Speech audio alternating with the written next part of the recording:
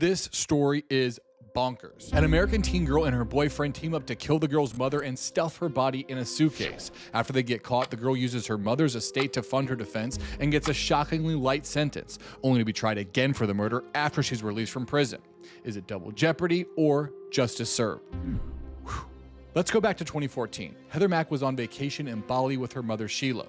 Unbeknownst to Sheila, Heather used her mother's credit card to buy a $12,000 first-class ticket to Bali for her boyfriend, Tommy Schaefer. Just 18 years old, Heather was pregnant with Tommy's child. He was 21 at the time. For months, Heather and Tommy had been talking about killing Sheila, convinced they'd get access to a multi-million-dollar trust fund. The FBI got their text messages. Here's one from Tommy to his cousin 18 days before the murder. Bang, bang, money bags. We on in a month. Heather to Tommy, 2 days before the murder. You just gained $11 million. Heather and Tommy, the night of the murder. Mac, plan.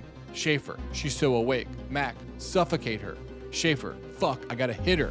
Mac, can't we suffocate her together? Tommy ended up beating Sheila to death with a fruit bowl stand inside her hotel room. They stuffed her body in a suitcase, put it in the trunk of a taxi, and told the driver they were going to check out of the hotel.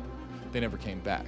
The driver called police after noticing blood dripping out of the suitcase. Tommy and Heather were caught the next day and tried in an Indonesian court. Tommy was sentenced to 18 years in prison. But Heather had big money lawyers because she was the beneficiary of her mother's estate. It wasn't $11 million, it was more like 1.5, but Heather was able to use more than $100,000 to pay her Indonesian lawyers, despite what's known as the Slayer statute, which says you can't inherit assets of somebody you murdered. At the time of the trial, though, Heather hadn't been convicted yet, so the law didn't apply. Sheila's family members say that money was being used to bribe Indonesian officials, and the court did grant her leniency, just a 10-year sentence. And she was released early for good behavior after serving only 7 years.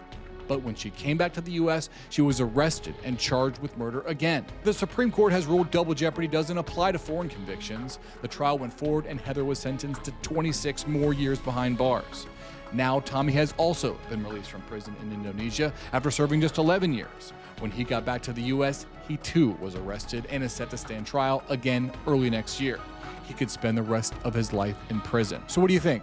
If you already paid your debt to justice in one country, do you owe it again in another?